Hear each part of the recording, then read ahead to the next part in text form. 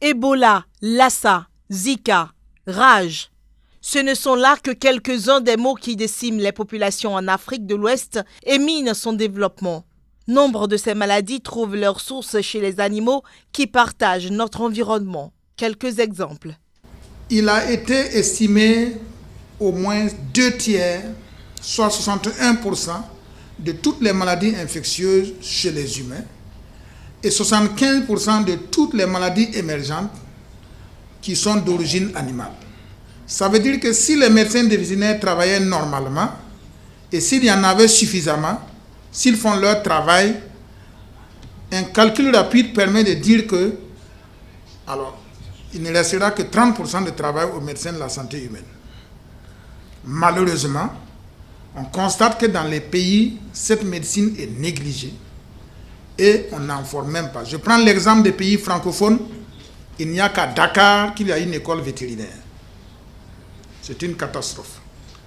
Et ces maladies peuvent contaminer non seulement les humains, mais aussi l'environnement.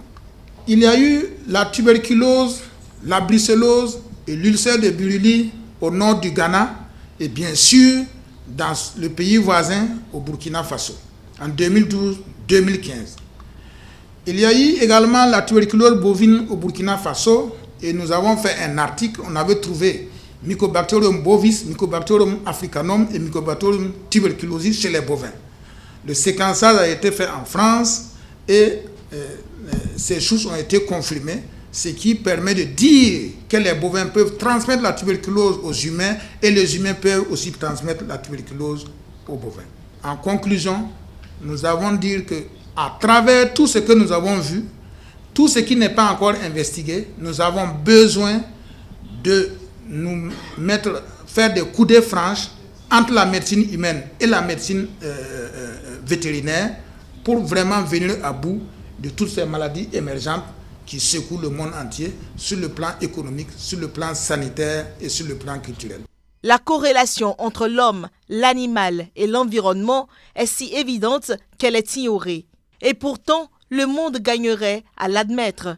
Pour y aider, One Health est né. One Health is unfortunately even saying that le concept de One Health veut régler la santé des hommes en passant par celle des animaux.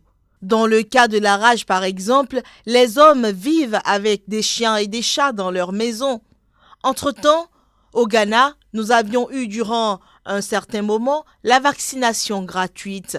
Alors, spontanément, les gens amenaient leurs animaux au centre de vaccination et le taux de prévalence à la rage avait drastiquement chuté.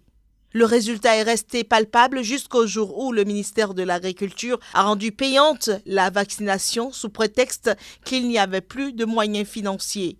Les gens ne font plus vacciner leurs chiens car c'est onéreux.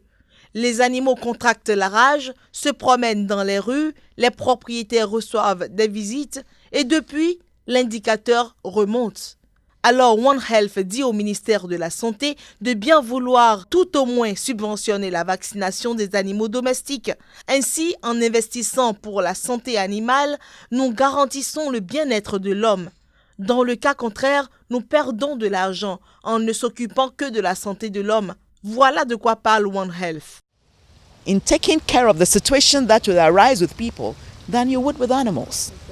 So this is one concrete thing that we want to talk about.